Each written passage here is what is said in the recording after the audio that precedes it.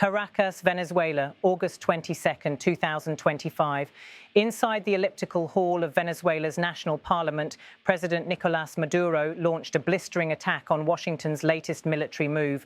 At issue was the deployment of 3 U.S. Navy warships just off Venezuela's coast. The United States has framed the operation as part of its ongoing campaign against drug trafficking in the Caribbean. But in Caracas, Maduro sees something far more dangerous: an attempt at regime change dressed in the language of law enforcement. In front of Venezuela's political and military leadership, the president called the mission illegal, warning that it violated the sovereignty not only of his country, but of the entire region. This is a matter of peace, of international law for Latin America and the Caribbean. Anyone who commits an act of aggression against a country in Latin America is attacking all countries, he declared.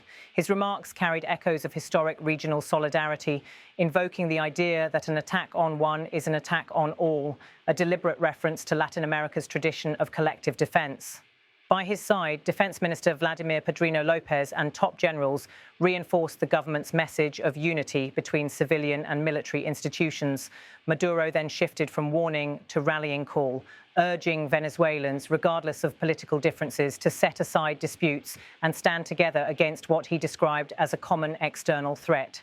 Therefore, it is time to act courageously, to join forces, to unite the national will, to set aside minor or internal differences. It is time for Venezuela to speak with one voice, the voice of truth, of the homeland, of our right to peace, development and harmony, Maduro said. The scene underscored his effort to present a unified front. Top political allies, the military brass, and even the judiciary all visibly aligned with the presidential message. The chamber itself, adorned with paintings of Venezuela's independence battles, provided a symbolic backdrop. For Maduro, it was a reminder that foreign threats, whether from the 19th century or the 21st, demand national unity. Washington has long accused Caracas of enabling narcotics networks and destabilizing the region, but Maduro counters that US deployments are less about drugs and more about geopolitics, an attempt to pressure his government while bolstering US influence in the Caribbean. His fiery language reflected more than defiance. It also tapped into a wider anti-US sentiment in parts of Latin America, where foreign intervention has a long and controversial history.